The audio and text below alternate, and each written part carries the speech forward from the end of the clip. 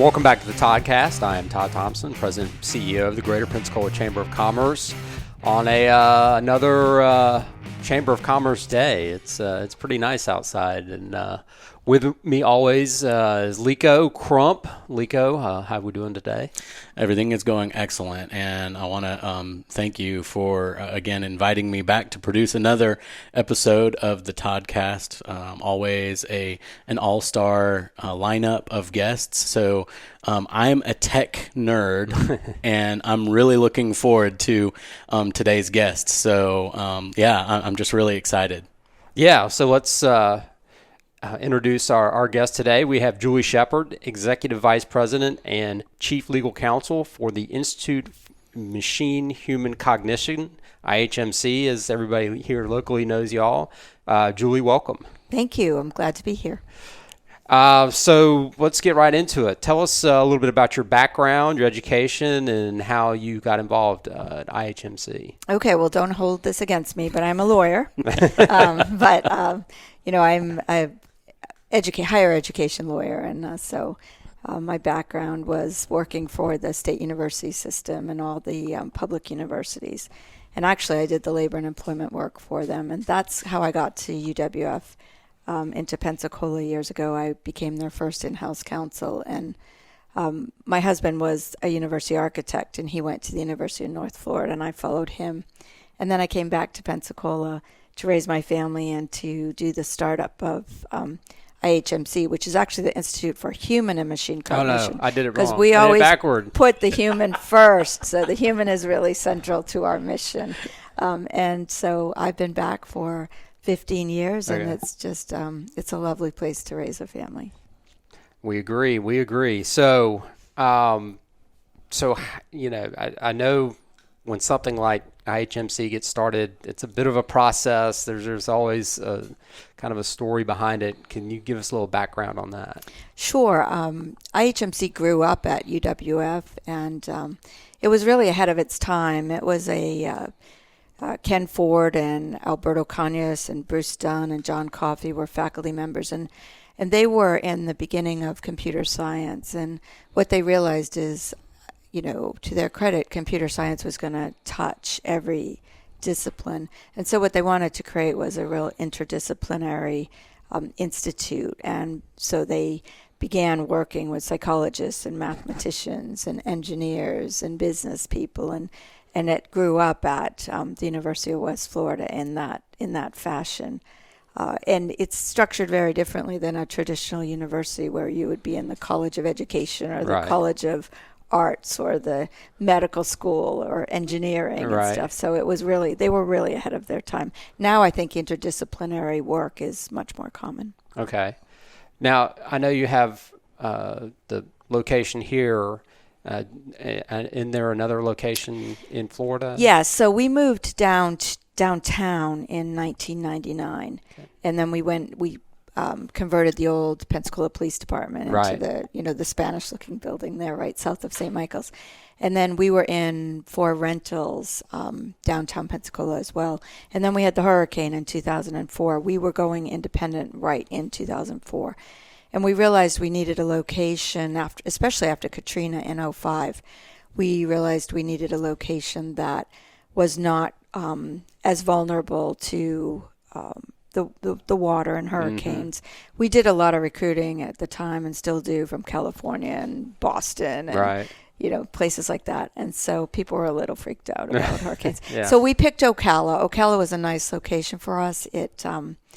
We work with a lot of research ones, and in Florida, it's kind of nestled between UF in Gainesville, University of Central Florida in Orlando, and University of South Florida in Tampa. And we're kind of in that triangle between the three of them. It's an easy drive. Mm-hmm. So we bought the old library downtown Ocala and did the same kind of conversion, and we just gutted it. And it's a really neat place if you're ever down there.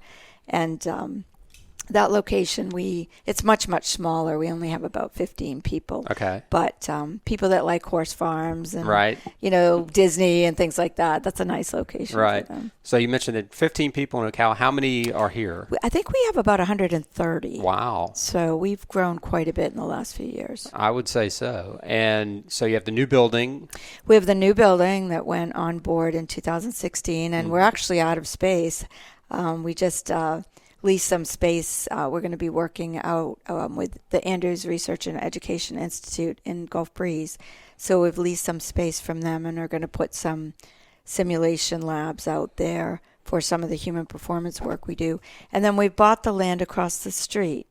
So there's you probably see it as a big parking lot right next to where Service First just went. Okay. And so that will be our next expansion site. And that will probably be a human performance lab down the road when we can raise the money to build that. Okay. So talk about some of the research you're doing. I know it's just fascinating, the things that y'all are doing. Talk about that a little bit. Yeah, thank you. Well, everybody knows us, I think, for our humanoid robots. Right. We're doing a lot of work in that. We have a group, though, that's working on unmanned air vehicles. And it's kind of exciting. We've been working with the city police department on using drones. We've built some drones for them to do search and rescue, clearing buildings. We're looking at, could you use a drone to drop a life preserver to somebody in a capsized boat or a drowning situation? We've, car chases, high-speed car chases. Could you send a drone and, not slow down the chase and stuff? So that's been fun. We do a lot of visualization work in areas like cybersecurity, that type of thing. We're really expanding our work in human performance, working with elite operators, so Navy divers, astronauts, pilots, things like that. How do you help them with cognitive load and stress, especially when, they've been up for 48 hours and have to perform at peak performances. So that's with diet, nutrition, sleep, metabolic areas. So that's kind of fun. That's a really growing area for us. Natural language understanding is a big area that we work in. I'm sure I'm missing a lot of work. We have a group that's working out at the Navy base with oxygen deprivation that happens sometimes in cockpits and things like that. So it's fun. Yeah, and something I got to experience when I first moved to Pensacola. I got to see a demonstration of your exoskeleton with paralyzed veterans. Great. That's one I missed, and we're really excited. We recently received a big award from the Toyota Humanitarian Foundation, and we are working on the next version of that exoskeleton to help paralyzed people.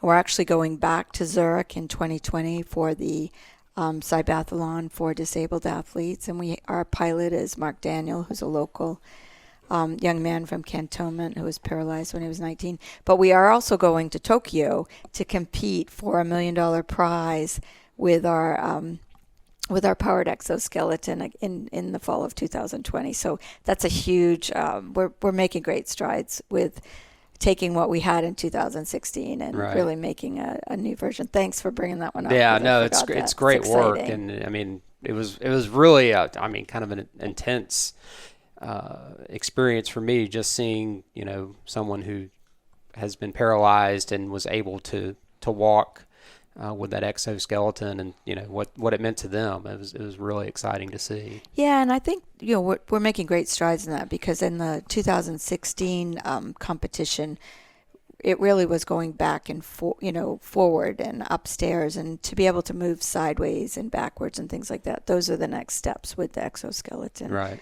So that we can really take somebody who, just really have them the ability to stand up and interact. Right. I think it just quality of life issues for people. Right. So you mentioned you're affiliated with UWF. Yes. But you bring in people from all over the country. Are they students or are they professors? How does that work exactly?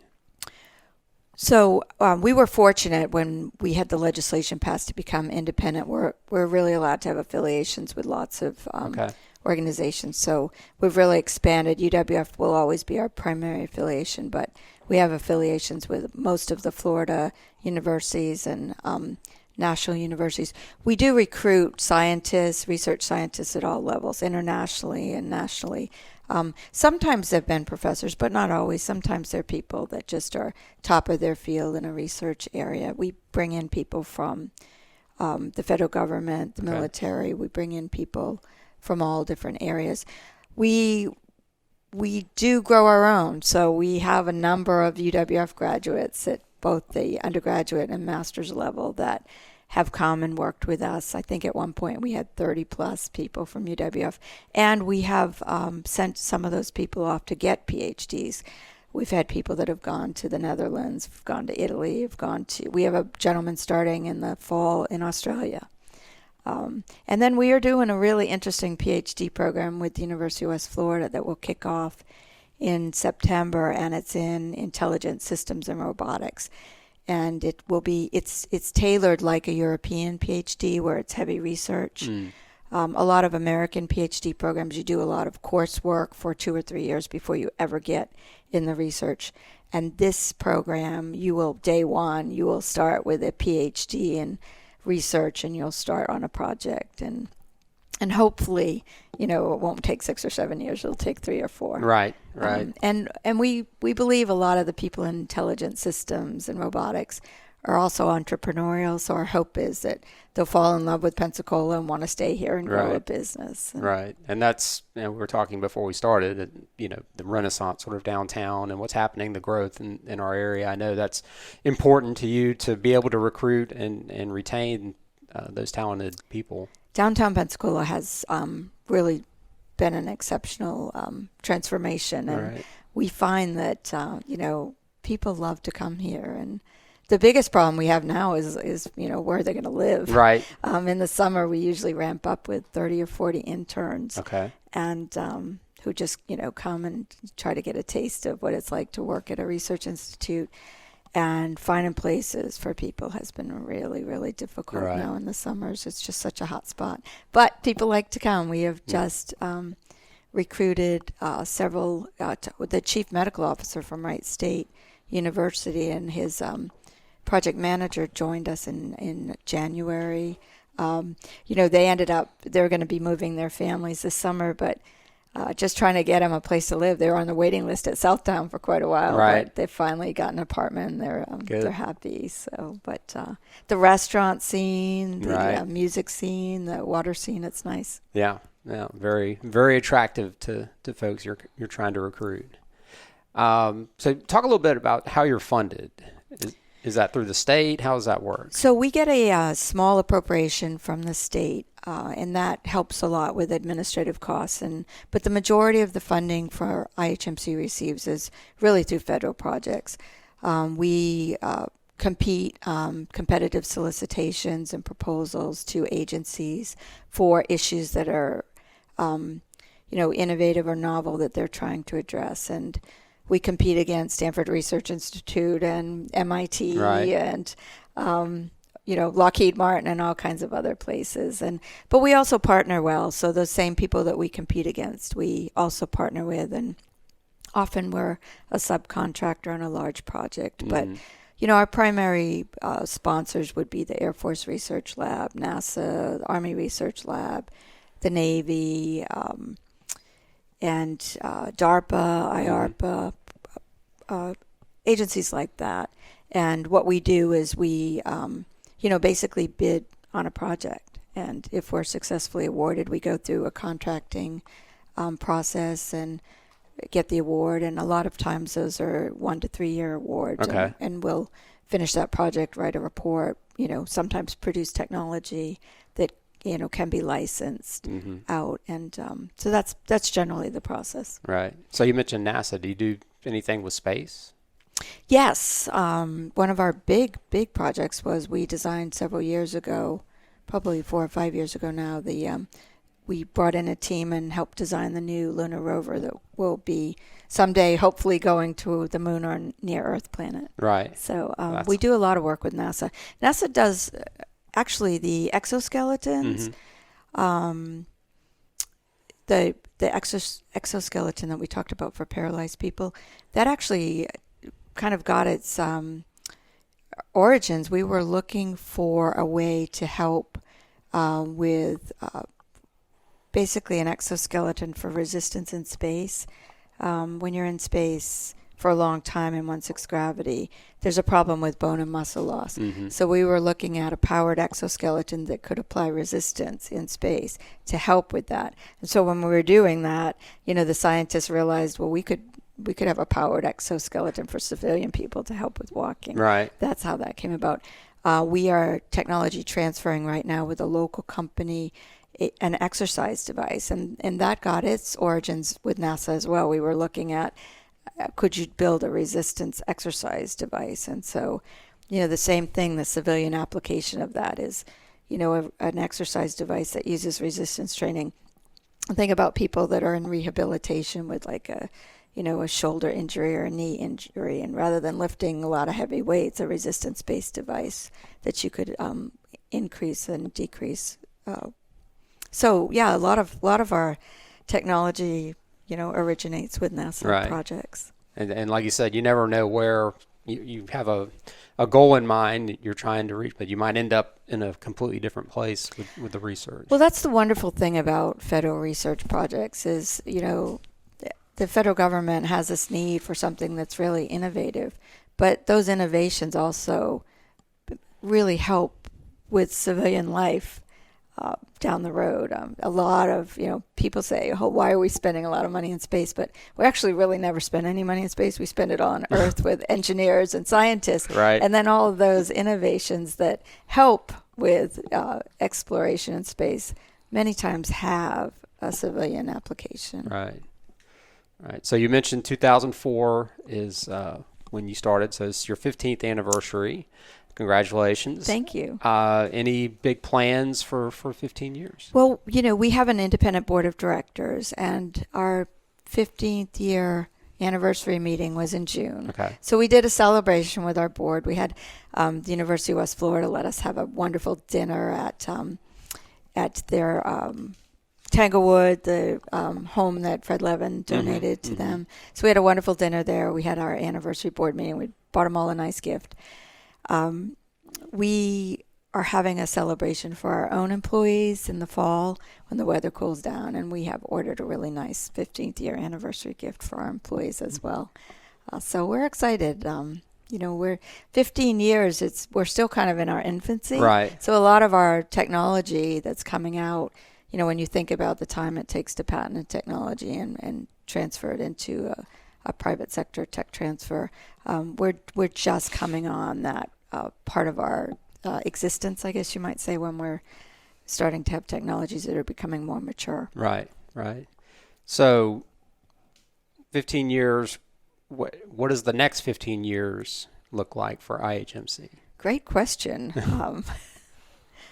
Well, I think you'll see us doing more and more work in human performance and resilience for both, warriors, elite athletes, and then eventually civilians.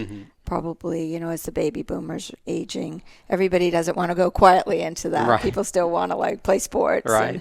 and, run marathons and things like that. So I think you'll see us doing more work on that. I think you'll see more local partnerships, such as the partnership with Andrews. Hopefully the PhD program will be a huge success, and we'll start seeing people coming out of that.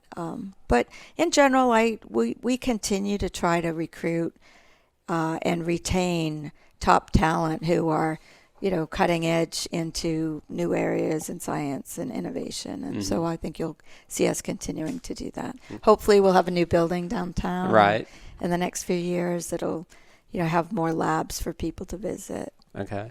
And I was going to ask you, how is there a way for the public to engage with you, or? Sure. We try to do a lot of outreach. So, we have science Saturdays and robotics camp and internships for young people, starting at 3rd grade, going all the way up to master's and PhD programs. But for the adults, we have a very successful evening lecture series, and it's it's free, but it's always over capacity. Right. So we do tape those, and about 2 weeks after the lecture, they're online. And we have some of them that have been watched 100,000 times by people. So those are nice. But, for younger adults, we have found that podcasts, they really like podcasts. Right. You can, boat and jog and drive and listen to podcasts. So I think we're getting close to our 100th podcast, and that is basically science and medicine oriented. Mm-hmm. And so that's fun. And then we do robotics open house for the public, and we do tours. We're inundated with requests for tours, especially from schools. So we try to limit it to 3 or 4 a month, because we're the kind of organization that if people aren't working, they're not getting paid. We're not billing. Right. We don't have a stream of funding like tuition or something like that. So we try not to ask our scientists to do too many of those. But we do have opportunities to bring in both adult and youth tours. Right. So we've been doing more and more too with Boys Club, Girls Club, and organizations, Big Brothers, Big Sisters, organizations like that, where we can take a scientist. We partner sometimes with the Naval Aviation Museum, Science in the Square and Seville Square and things like that. So we enjoy being part of this community. It's our way of giving back for being such a nice place to live, work, and play. Right. No, that's great. So kind of getting close to wrapping up here. Is there anything else you want to share with our listeners? No, just, thank you guys for what you do and for keeping Pensacola on the map and making it a really nice place. You'd be amazed at how many of our evening lectures or, visitors, we have a lot of military visitors, come here and they just discover Pensacola. I'm like, man, we want to come back here, bring our family and hang out. And so we're always promoting the Pensacola region, and we get a lot of repeat visitors. So thank you.